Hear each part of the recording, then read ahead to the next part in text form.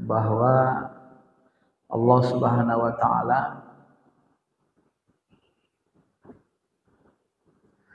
menciptakan jin dan manusia, wa ma khalaqtul jinna wal ins illa liya'budun. Tidaklah aku ciptakan jin dan manusia kecuali supaya mereka mengabdi, beribadah, mengabdi. Jadi sebenarnya yang diinginkan Allah kita lakukan di dunia ini adalah beribadah atau mengabdi, ya. Lalu kalau kita tanya, kenapa lah disuruh Allah kita ibadah, mengabdi kepada Allah? Tentu tujuannya pun ada. Ya. Kita disuruh mengabdi beribadah kepada Allah sebenarnya adalah untuk membersihkan qalbu kita. Ya. Wa nafsi wa ma sawwaha fa alhamaha fujuraha wa taqwaha. Demi jiwa, demi diri kita dan penyempurnaannya. Kemudian diilhamkan ada bisikan-bisikan fujur, jalan buat dosa. Jalan buat dosa itu bisikan hawa nafsu, bisikan sifat kebinatangan yang ada dalam diri kita. Kemudian bisikan setan. Sedangkan bisikan takwa itu adalah bisikan dari malaikat atau dari ilham langsung dari Allah dan perantara ruh kudusi kita, yang sebahagian ulama menyebut dengan bisikan hati nurani kita. Karena yang dipandang Allah, kalau Allah kirim petunjuk kepada diri kita itu lewat hati nurani kita atau lewat ruh kudus yang ada dalam diri kita, ya. Termasuk bisikan-bisikan yang baik dari orang-orang beriman. Ini termasuk bisikan-bisikan yang baik. Dan bisikan-bisikan ini apabila kita mengikuti yang baik, qad aflaha man zakkaha, maka sukses beruntunglah orang yang mensucikan jiwa ini. Jadi beribadah tadi dalam rangka apa? Dalam rangka mensucikan jiwa. Kan gitu. Maka seluruh amal ibadah kita ini semuanya menghapuskan dosa, semuanya mensucikan hati, mensucikan jiwa. Salat 5 waktu itu sama dengan kita mandi 5 kali sehari semalam. Kemudian kita puasa Ramadan, ghufira lahu ma taqaddama min dzambi, menghapuskan dosa, mensucikan diri kita. Kita berwudu itu siapa yang menyempurnakan wudunya, maka dia seperti keluar dari dosanya seperti orang yang baru lahir, keluar dari rahim ibunya. Kita melaksanakan haji, siapa yang haji mabrur, maka tidak ada balasannya kecuali surga, maka dia bersih seperti orang yang keluar dari rahim ibunya. Jadi semua amalan ibadah madu ini membersihkan, hapuskan dosa. Karena yang mengotori kolbu kita itu dosa. Cermin kolbu kita itu yang membuat debu-debu hitam itu adalah bintik-bintik hitamnya dosa, kata Nabi SAW. Jadi kita disuruh ibadah untuk mensucikan diri, mensucikan hati. Kenapa kita disuruh mensucikan hati, mensucikan kolbu, mensucikan ruh kita? Karena ruh kita ini ketika dia di alam ruh, sebenarnya dia sudah kenal Allah, tapi ma'rifatnya belum sempurna. Diturunkan dia asfala safilin ke alam rendah, alam bumi, alam nyata, lalu diikatkan pada ruh itu ada rasa, ada syahwat, ada bisikan setan, ada nafsu, keinginan jiwa. Nah, maka dia kalau mau pulang kepada Allah, keburukan-keburukan yang dilekatkan kepada dia ini dia harus lepas. Harus bisa lepas dari ini dia. Baru dia nanti bisa kembali dalam keadaan bersih, suci, hanya bergantung kepada Allah. Nah, kalau dia masih terikat dengan sifat kebinatangannya, sifat-sifat duniawinya, maka dia nggak bisa bersih. Kalau dia tidak bisa bersih, maka dia tidak bisa kembali dalam keadaan suci bersih kepada Allah. Tidak diterima. Itulah yang sering kita baca dalam ayat Quran. Innal ladzina kazzabu bi ayatina wastakbaru anha. Sesungguhnya orang-orang yang mendustakan ayat-ayat kami dan menyombongkan diri, la tufattahu lahum abwaabus sama. Kalau mereka mati tidak dibukakan pintu langit. Tak diterima Tuhan. Karena langit itu alam suci, alam cahaya, itu hanya diberikan kepada ruh-ruh yang suci, yang bersih. Maka Nabi menjelaskan, kita ulang-ulang, ketika kita mati, ruh kita itu naik, dibawa naik sama malaikat sampai berjumpa kepada Allah. Di langit 7, naik ke atas, lalu terdengar suara Allah. Wahai malaikat, ini hambaku, ini orang soleh, catatkan dia ke Iliyin namanya. Di Iliyin, di tempat yang tinggi. Dan kemudian bawa dia kembali ke kuburnya, ke alam barzah, untuk supaya menghadapi pertanyaan munkar dan nakir. Tapi ruh-ruh yang kotor, semua ruh yang kotor itu pulang ditolak. La tufattahu lahum abwaabus sama. Ketika menghadap Allah, ditolak, ditutup pintu langit, tak diterima Allah ruhnya. Tak diterima Allah ruhaninya. Akibatnya, ya, dia nggak bisa berhadapan sama Allah. Dan terdengar suara itu, hambaku hamba yang durjana, hamba yang kafir, hamba yang tak taat. Dia makhluk kotor di langit, di alam malakut itu dicium baunya, bau busuk. Nggak diterima Allah. Nah, maka dari situlah nanti ini sangat berkaitan. Ketika kita diturunkan ke bumi, disuruh membersihkan hati, beribadah, ya, liya'budun, dan di ibadah itu fungsinya apa? Membersihkan kolbu, menghapuskan dosa. Setelah bersih kolbu kita, hapus dosa kita, maka nanti kebukalah hijab-hijab, sehingga kita ma'rifat sempurna. Maka kata Ibnu Abbas, yang dimaksud dengan liya'budun itu adalah liya'rifun, agar sempurna ma'rifatmu. Jadi hujungnya nanti adalah ma'rifat. Kalau sudah sempurna ma'rifat kita ke Allah, itu pertanda hati kita bersih. Kalau hati kita bersih, pertanda ibadah kita diterima. Maka sempurnalah kita jadi abdi Allah. Dan kalau sudah ma'rifat kita sempurna, apa ciri orang yang ma'rifatnya sempurna? Coba perhatikan Nabi SAW. Sebagai suri tauladan, makhluk yang paling sempurna ma'rifatnya. Selalu bergantung ke Allah, selalu berdialog kepada Allah. Selalu memohon kepada Allah. Karena Rasulullah SAW yazkurullah fi kulli ahyani. Adalah Nabi SAW itu senantiasa ingat Allah. Senantiasa berzikir. Zikir Nabi kepada Allah itu dialog. Zikir Nabi kepada Allah itu bentuk doa. Maka Nabi masuk WC, Nabi dialog. Allahumma inni a'udzubika minal khubsi wal khaba'ith. Ya Allah, lindungi aku dari kotoran, dari najis, dari setan. Tapi mau makan, bismillahirrahmanirrahim. Ya Allah, ku makan makanan ini denganmu, karenamu, untuk beribadah kepadamu, dengan penyertaanmu. Ketika kita melihat yang mengagumkan, Masya Allah, ya Allah, kau maha agung ya Allah. Subhanallah, maha suci engkau ya Allah. Jadi tidak ada yang kosong dari Allah Ta'ala. Kenapa? Karena sudah ma'rifah, sudah sempurna. Cirinya apa? Selalu menatap Allah, selalu memandang Allah, maka selalu bergantung kepada Allah, selalu berdialog.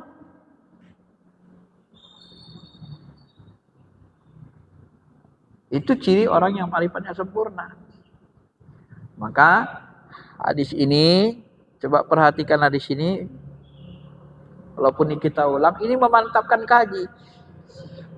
Kita sering lalai. Alat ukur ibadah makhluk itu berhasil atau tidak sebenarnya sudah digambarkan Allah di sini. Dalam hadis kursi ini hadis sahihnya. Wa ma taqarraba ilayya 'abdi bi syai'in habba ilayya mimma tarattu alaihi.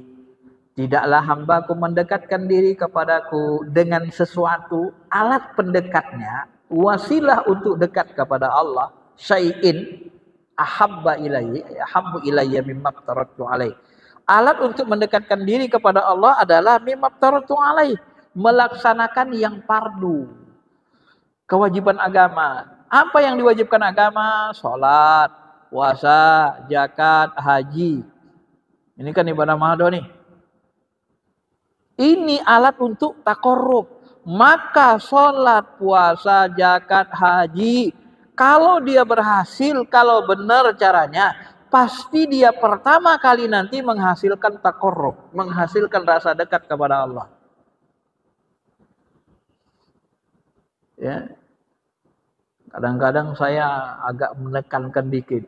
Ya, hampir bisa, pasti, hampir bisa dikatakan, wallahi, hampir bisa dikatakan, kalau kita beribadah mahdoh, sholat terus-menerus, tapi tidak muncul rasa dekat kepada Allah, itu pertanda sholatnya gagal. Itu pertanda sholatnya tak diterima. Itu pertanda ibadahnya tidak benar. Caranya tidak benar.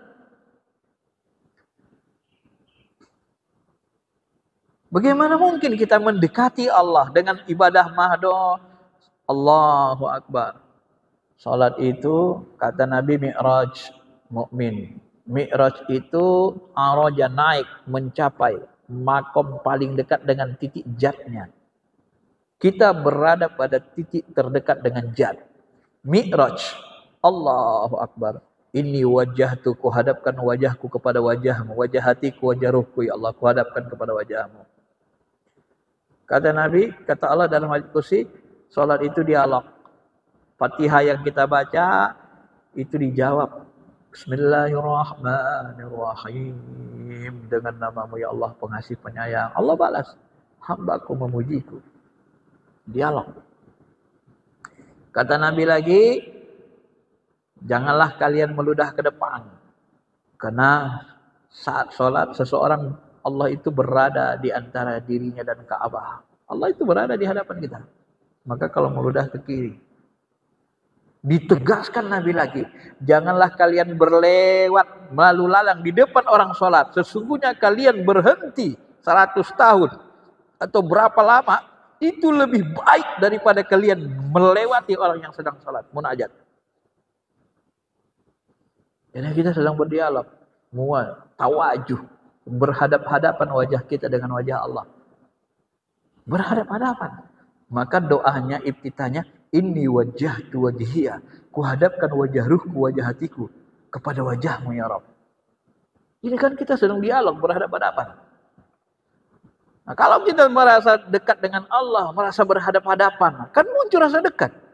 Maka bahasa Nabi yang lain, anta abudallah ka'annaka tarah, engkau menyembah Allah seperti benar-benar melihatnya. Kalau kau tak bisa melihatnya, perhatikan, rasakan dia sedang memperhatikanmu. Kan muncul rasa dekat. Maka hasil dari ibadah mahdoh ini nanti yang pertama adalah munculnya taqarrub, rasa dekat kepada Allah Subhanahu wa taala. Jadi ciri kita berhasil ibadah mahdoh, muncul rasa dekat. Nah, kalau sudah muncul rasa dekat kepada Allah, mulailah. Inna sholata tanha 'anil fahsya'i wal munkar. Barulah sholat itu bisa mencegah. Udah mencegah perbuatan keji dan munkar. Ada kekuatan dia. Kita mau mabuk, mau minum khamar, kita merasa dekat dengan Allah, merasa diperhatikan Allah. Ya Allah, tak mungkinlah. Kalau kita merasa diperhatikan polisi saat lampu merah, razia zebra, di situ ada polisi perhatiin kita, berani nggak kita nabrak lampu merah? Nggak berani. Kalau kita mengaudit keuangan, diperhatikan anggota KPK dengan serius, berani nggak kita neko-neko di situ? Nggak berani. Maka yang mencegah perbuatan keji dan mungkar itu tadi adalah rasa dekat itu kepada Allah, rasa diperhatikan. Itu muncul setelah kita sholat. Makanya mohon maaf.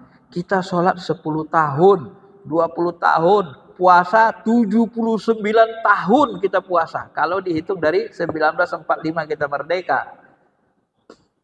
Ya kan?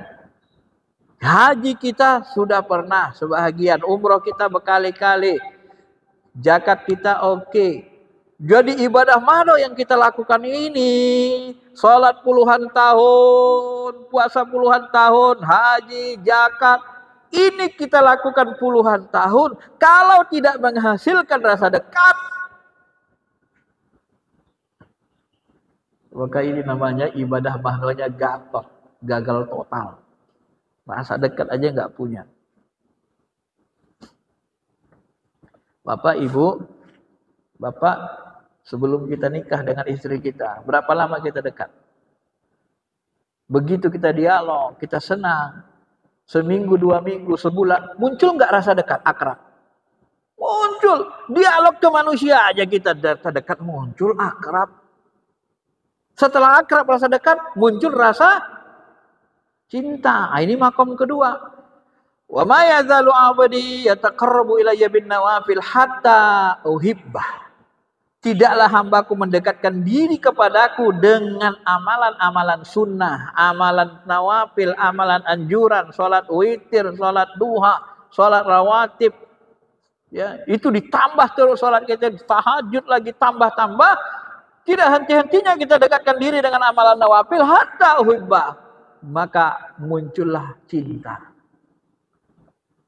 Dekat-dekat kita dengan seorang perempuan, calon istri kita, lama-lama muncul rasa cinta. Itu pasti, tidak bisa tidak. Kalau nggak muncul, gatot, ibadahnya gagal total. Salah cara sholatnya, salah cara ibadah mahdohnya, nggak benar. Nah, coba tarik ke diri kita. Tarik ke umat Islam Indonesia. Apakah umat Islam Indonesia 10, 20, 30, 40 tahun sholat? Apakah muncul rasa dekatnya kepada Allah? Apakah muncul rasa cintanya kepada Allah? Kalau belum, ibadah kalian itu, ya Allah, saya kadang-kadang takut. Ibadah kalian itu ibadah orang munafik. Mulutnya memuji Allah, kolbunya tidak memuji Allah.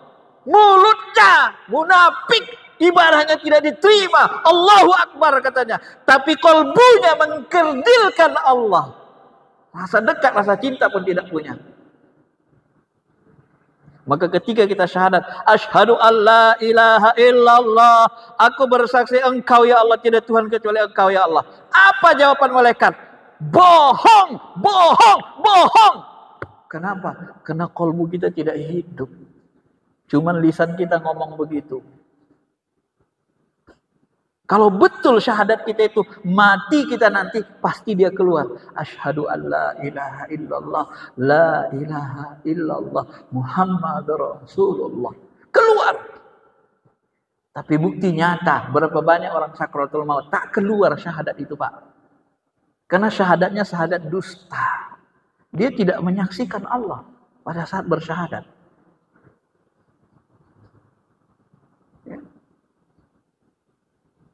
Ini ukuran-ukuran, fase-fase, level-level, tingkatan-tingkatan yang harus kita lalui dalam ibadah mahdoh. Maka ini harus kita perhatikan. Kalau muncul rasa dekat, itu pertanda ibadah mahdoh kita diterima, berhasil. Nah, kalau dalam kampus saya sering menyebut begini. Ketika kita belajar mata kuliah apa? Mata kuliah hukum Islam. Ya, maka targetnya apa?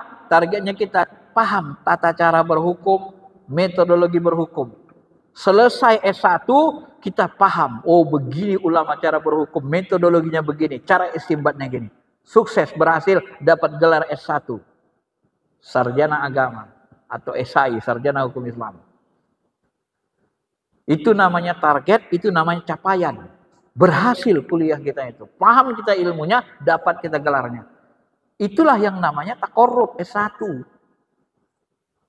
Setelah kita ibadah-ibadah, muncul rasa dekat. Nah, dapatlah gelar S1. Tapi kalau kita kuliah, nggak paham kita ilmu hukum, fakultas syariah, jurusan syariah, tapi nggak paham metodologi berhukum. Kemudian gagal semesternya, nggak dapat ijazah. DO, 8 tahun tak selesai. Itu namanya gatot. Udah nggak paham ilmu hukum, nggak dapat gelar lagi. Gagal total. Nggak tercapai target. Nah, kalau tidak muncul rasa dekat, nggak tercapai target ibadah mahdoh. Maka berapa banyak orang sholat tapi tidak bisa mencegah perbuatan keji dan mungkar. Kenapa? Karena tidak muncul rasa dekat, karena tidak benar cara sholatnya. Kemudian rasa cinta. Rasa cinta ini kalau saya membahasakannya ini S2-nya. Dapat gelar master. Makin paham kita seluk-beluknya, makin rinci. Muncul rasa cinta, rasa rindu ke Allah. Kalau dah muncul rasa cinta, rasa rindu, barulah semakin khusyuk.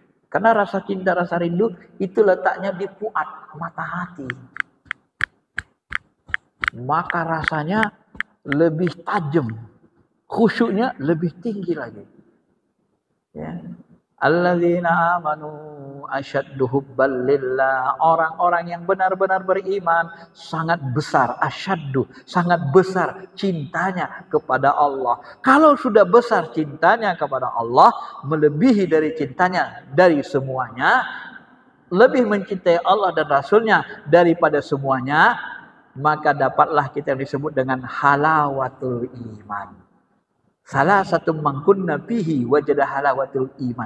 Ada 3 hal yang kalau kamu punya, baru kamu merasakan halawah, manisnya, nikmatnya beriman, punya Allah, punya Tuhan. Kalau nggak cinta, nggak nikmat punya Tuhan, nggak nikmat punya Allah, nggak nikmat beragama ini. Makanya Nabi kalau sholat malam, sholat tarawih itu kan kita baca dalam hadis sahihnya, sholat malam 11 rakaat. Kata Aisyah, Nabi berdiri lama. Rukuknya, panjang rukuknya sama dengan panjang berdirinya. Kata Huzaifah, aku pernah sholat malam bersama Nabi. Nah, rakaat pertama dibaca Qul Al-Baqarah, Al-Imran, An-Nisa, Al-Maidah, 5 juz setengah. Kalau 1 juz setengah jam, 5 juz setengah, 2 jam setengah. Lebih lagi, berarti 2 jam 45 menit. Rukuknya 2 jam, sujudnya 2 jam. Berarti sekitar 7 jam setengah. Habis dari Isya sampai subuh. Beliau menikmati sekali bersama Allah. Inilah tingkat spiritual Nabi. Inilah sunnah. Sunnah yang tidak diperhatikan sebahagian orang. Dianggap sunnah Nabi itu cuma jahir-jahirnya saja. Kolbunya nggak dianggap sunnah. Rasa cinta itu nggak dianggap sunnah. Sunnah batin itu lebih tinggi nilainya daripada sunnah jahil. Bagaimana Nabi bisa sholat sampai 7 jam setengah, 8 jam? Kalau tidak ada rasa cinta, kalau tidak menikmatinya. Maka spiritual Nabi itu sangat tinggi. Kalau bahasa saya begini Bapak Ibu. Islam ini spiritualnya sangat tinggi, sempurna. Apakah spiritual Nabi lebih tinggi dari spiritual orang-orang Buddha-Buddha, Buddhis, pendeta-pendeta orang Buddha itu, biksu-biksu itu, lebih tinggi mana spiritual Nabi dari mereka? Lebih tinggi Nabi kan? Tapi coba perhatikan, ya, orang-orang Buddha itu, tokoh-tokohnya, kalau mereka beribadah, kalau mereka yoga, itu sudah tenang, khusyuk. Katanya lebih tinggi spiritual Islam dari mereka. Kok ente ibadahnya gak ada khusyuknya? Lebih khusyuk orang yoga daripada kita sholat. Gak mungkin. Berarti cara ngamalkan agamanya salah. Cara ngamalkan ibadah-ibadahnya salah.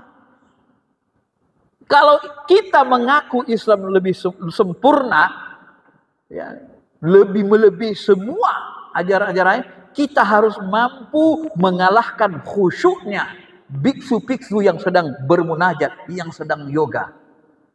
Kalah itu mereka Bapak Ibu. Kalau belum bisa mengalahkan itu dalam salat, ibadah ma'adoh, bohong. Salah itu cara beribadahnya. Maka salah satu mursyid kita pernah berjumpa dengan seorang Buddhis. Tukar pikiran. Cara kalian ibadah gimana? Cara kami Islam bagaimana? Orang tarekat. Cara kami begini. Diajari sama Buddhis. Dipraktekkan sama guru kita. Ya begini. Ya benar. Kalau kalian bagaimana? Cara kami begini. Dipraktekkan. Begitu dia praktekkan, kaget dia. Waduh. Ternyata cara zikir orang Islam itu jauh lebih nikmat mengalahkan cara zikir yoganya orang Buddha. Kenapa kalah? Karena ruh kita tersambung ke Allah, terasa nikmat. Dia kaget. Begitu disuruh sambungkan rohaninya ke Allah, dia nikmat, dia terasa nikmat, kaget dia. Dia mengaku spiritual dia kalah tinggi, kalah dalam. Karena orang yang yoga itu kita lihat tenang, tentram, tapi dia masih ke diri dia. Dia hanya memandang dirinya. Itu saja. Sampai di dirinya dia. Tidak tersambung ke Allahnya. Karena tauhid mereka, keyakinan mereka beda. Tuhannya. Nah, itu baru benar.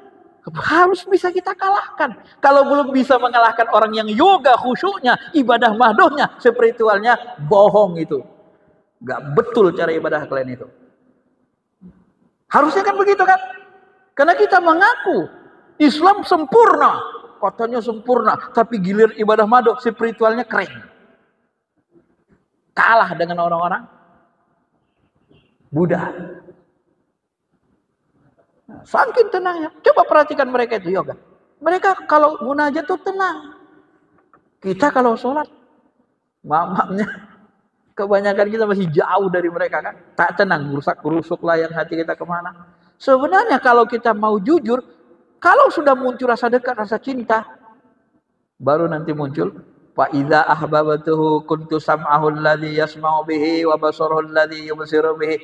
Apabila aku mencintainya, aku jadikan dia mendengar dengan pendengaranku. Dia bergerak tangannya, akulah yang menggerakkannya tanganku. Melihat dengan mataku. Tenang. Halus gerakan kita.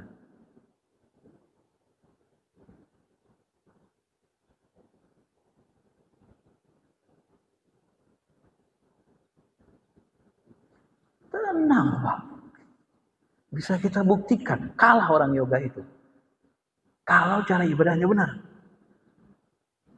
Nah, maka beribadah itu harus dengan ruh, dengan kolbu. Muncul rasa dekat, muncul rasa cinta, baru masuk ke makom fana. Kalau udah fana, diri kita nggak ada, ya Allah ambil kendali diri kita. Kita la haula kan? Merasa nggak ada, fana, sirna, mati. Mutu qabla an tamut. Maka Allah yang menggerakkan. Wa ma ramaita idh ramaita walakinallaha rama falam taqtuluhum walakinallaha qatalahum. Bukan kalian yang membunuh sahabat, akulah yang membunuh. Bukan kau Muhammad yang memanah, akulah yang memanah. Kita merasa gerakan tangan, jari, kaki. Kita merasa yang menggerakkan Allah. Kita dah kayak orang mati. Mana? Tenang. Halus. Baru kalah orang yoga spiritualnya. Kita tersambung ke Allah, mereka tidak tersambung. Itulah ilmu tasawuf, itulah ilmu tarekat. Jadi ilmu tarekat ini dalil paling kuatnya spiritualnya ini. Kalau saya perhatiin. Ada dalam ayat, ada dalam hadis. Disistemisasi, dibuat sistem. Artinya dibuat jadi ilmu, ilmu itu harus sistematis. Jadi dibuat sistematis ilmunya. Begini pasenya. Sampai kepada fana, sampai kepada mati. Dalilnya ini. Jadi Quran Sunnah, Quran Hadis itu sumber ilmu. Kesalahan sebagian orang, dianggapnya Quran Hadis ilmu. Salah. Itu kesalahan berpikir. Salah mikirnya. Al-Quran Sunnah itu semuanya harus Quran Sunnah. Merujuk Quran Sunnah. Betul ketika kita merujuk sumber ilmu. Tapi dia bukan ilmu. Quran Sunnah itu ketika kita kaji masalah spiritualnya, kita keluarin ayat hadis spiritualnya, kita buat sistematis. Kemudian kita kaji pengalaman-pengalaman Nabi, para sahabat, para wali, baru buat sistematis, maka muncullah teorinya. Yang pertama muncul rasa dekat, yang kedua muncul rasa cinta, yang ketiga fana. Maka konsep fana itu di sini ada dalilnya. Cuman bahasanya yang dibahasakan bahasa kita, bahasa sekarang. Zaman Nabi itu tidak ada ilmu hadis, ulumul tafsir tak dikenal. Adanya kapan? Sekarang. Rijalul hadis, sanad, kata-kata sanad pun tidak ada zaman Nabi sahabat. Itu dibuat bahasa begitu untuk mudahkan paham. Sanad itu jalur. Matan itu isi hadis. Begitu sebenarnya. Jadi orang yang mengatakan masih berpendapat tasawuf tarikat itu tidak dari ajaran Islam, itu juga gagal pikir. Itu semuanya ada dalilnya. Hanya saja nanti dia dibuat sistematis. Sampai kepada zikir. Kenapa nanti berubah? Kok ada zikir Allah, Allah, hu. Kenapa? Ini yang terakhir. Kenapa berubah? La ilaha illallah, la ilaha illallah. Ini untuk memunculkan rasa dekat di awal. Tidak ada Tuhan kecil, Engkau ya Allah, Engkau ya Allah. Udah muncul rasa dekat. Nanti setelah muncul rasa cinta, kalau orang sudah jatuh cinta, ya ibarat kita Pak, kok udah jatuh cinta, ya siapa yang paling kamu suka? Si Ani. Si Ani itulah yang begini, panjang dia. La ilaha illallah, tidak Tuhan kecuali Allah. Tapi kalau sudah cinta nanti, kolbu kita itu, ibarat orang mengigau sakit demam panas. Dia ngigau, dia menyebut orang dia cintai, dia langsung namanya saja. Ani, katanya kan. Kalau dia cinta sama maknya, ma. Nah, kalau sudah muncul rasa cinta, rasa dekat, muncul rasa cinta, udah muncul rasa dekat sama Allah, nanti dia berubah sendiri. Allah. Hanya Engkau yang ada ya Allah. Hanya Engkau yang ada ya Allah. Langsung nyebut nama. Allah.